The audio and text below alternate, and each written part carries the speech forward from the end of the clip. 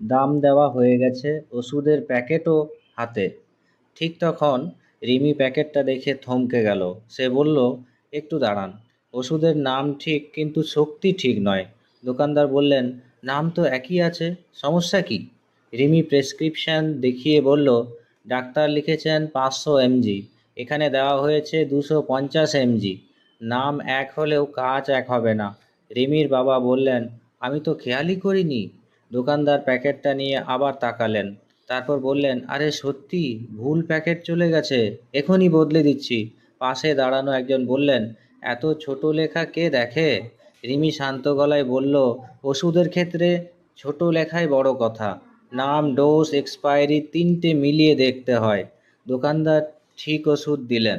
রিমি আবার প্রেসক্রিপশনের সঙ্গে মিলিয়ে নিল। তার বাবা হাসি মুখে বললেন, আজ তো তুমি বড় ভুল বাঁচালে।